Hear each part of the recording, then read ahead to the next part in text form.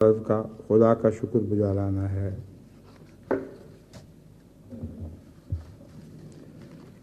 پھر فرماتے ہیں عورتوں میں ایک خراب عادت یہ بھی ہے کہ وہ بات بات میں مردوں کی نافرمانی کرتی ہیں اور ان کی اجازت کے بغیر ان کا مال خرچ کر دیتی ہیں، اور ناراض ہونے کی حالت میں بہت کچھ برا بھلا ان کے حق میں کہہ دیتی ہیں۔ ایسی عورتیں اللہ تعالیٰ اور اس کے رسول کے نزدیک لعنتی ہیں۔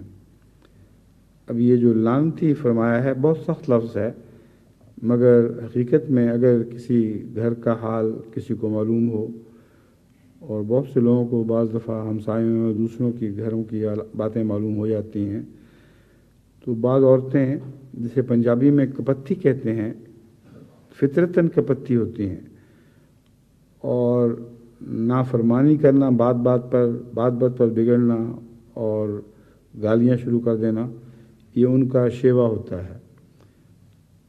بعض مردوں کے متعلق میں جانتا ہوں کہ اسی قسم کی عورتوں کے تابع انہوں نے ساری عمر بہت ہی گندی حالت میں بسر کی، لیکن اپنی مردانگی کا حقوق ادا نہ کر سکے۔ اگر وہ شروع ہی میں عورت کو سمجھا دیتے تو کبھی ہو نہیں سکتا تھا کہ عورت اس قسم کی حرکت کرتی۔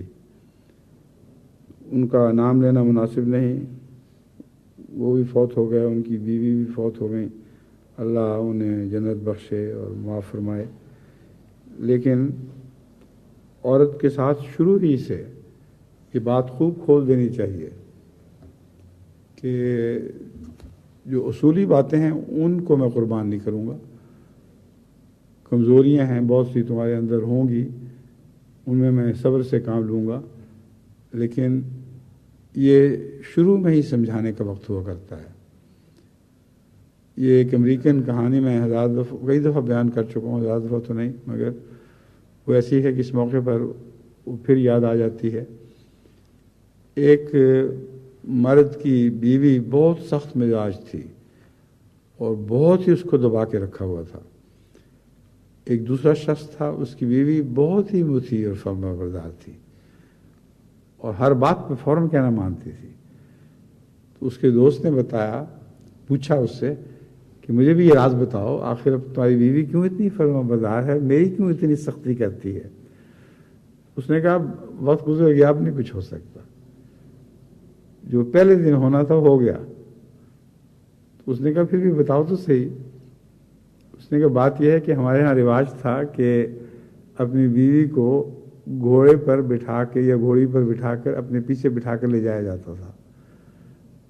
تو کہتا ہے میں نے جان کے وہ گھوڑی چنی جو ٹھوکر کھاتی تھی، اس کو کہتے ہیں ناخن لینا، تو وہ ناخن لیتی تھی۔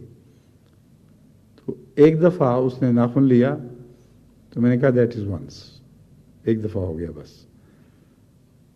وہ عادت تھی بیچاری کو، اس نے دوبارہ ناخن لیا، اس نے کہا دیٹ از ٹوائس، اور جب تیسری دفعہ ناخن لیا تو بیوی کو میں نے کہا اترو، ہم دونوں اترے، میں نے گھوڑی کو باندھا ایک جگہ اور شوٹ کر دیا۔ اس پر بیوی آگ بگولا ہو گئی، اتنی گالیاں مجھے دی، اس نے کہا ابھی مجھے واپس لے جاؤ، بس میں تو تمہارے ساتھ بچ سکتی نہیں، اتنے ظالم سفاک آدمی ہو۔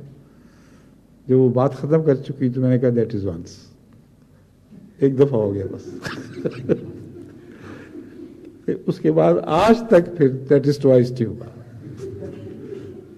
تو تم نے اگر یہ کام سیکھنا تھا تو پہلے دن سیکھنا تھا، اب نہیں ہو سکتا۔ تو ایسی عورتوں کا علاج کی دیٹ از ونس ہی ہے۔ حضور فرماتے ہیں وہ لعنتی ہیں۔ یہ اس لحاظ سے لعنتی لفظ بہت سخت ہے، مگر بالکل صحیح چسپاں ہوتا ہے۔ ان کا نماز روزہ اور کوئی عمل منظور نہیں۔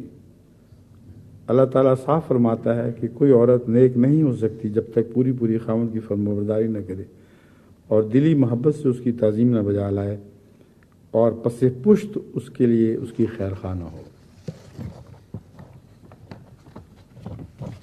اس پس پشت کی جو خیر خواہی ہے یہ بہت ہی اہم ہے، اور اس کو نظر انداز کرنے کے نتیجے میں بہت اولادیں تباہ ہو جاتی ہیں۔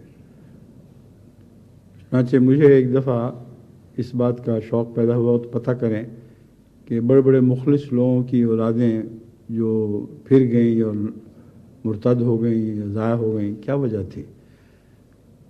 تو پشاور صوبہ سرحد میں بھی میں نے تحقیق کی، بنگال جا کے بھی تحقیق کی، تو ہر صورت میں یہ پتہ چلا کہ خامند جب باہر ہوتا تھا تو بیوی اپنے بچوں کے کان بھرتی تھی اور خامند کے خلاف کرتی رہتی تھی۔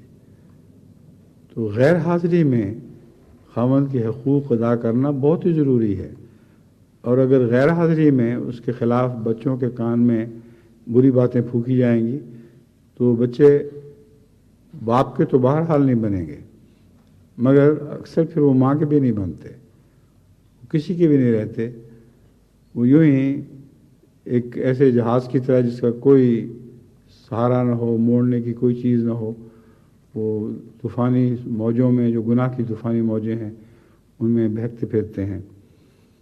اس لیے آن حضرت صلی اللہ علیہ وسلم نے بھی بہت زور دیا، اور اسی زور کے نتیجے میں حضرت مسیح موعود علیہ السلام